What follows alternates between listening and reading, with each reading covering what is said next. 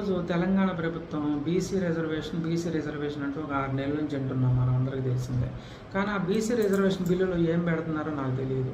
ఎందుకంటే వాళ్ళు అది పాస్ అయిన తర్వాత ఇవన్నీ బయటకు వదులుతారు. కాబట్టి ఇప్పుడు నేను కోరుకునేది ఏంటంటే, బీసీలకి మీరు ఏం ఇద్దాం అనుకుంటే ఉద్యోగ అవకాశాలు ఇద్దాం అనుకుంటున్నారా, లేకపోతే అన్నం పెడదాం అనుకుంటున్నారా, లేకపోతే ఫ్రీ ఎడ్యుకేషన్ ఇద్దాం అనుకుంటున్నారా? ఇవ్వండి, తప్పులేదు. అందరికీ కాదు. ఇప్పుడు నిరుద్యోగులు ఉన్నారు, నిరుద్యోగులకి ఇస్తే తప్పులేదు. లేదా వృద్ధులు ఉన్నారు, పని పాట చేయడం, వాళ్ళకి ఇస్తే తప్పులేదు. కానీ అంతేకాదు, రిజర్వేషన్ ఇస్తే ఉద్యోగ అవకాశాలు వస్తాయి, ఇది మంచిదే. ఇంతేకాదు, ఇవాళ బీసీలకి రక్షణ లేదు అసలు. ఎందుకంటే ఈ ఎస్సీలు కొంతమంది తప్పుడు కేసులు అట్రాసిటీని వాడుకొని వాళ్ళని తిట్టకపోయినా తిట్టామని, చూసామని, ఊసామని ఇలా అనేక రకాల అట్రాసిటీ తప్పుడు కేసులు పెడుతున్నారు.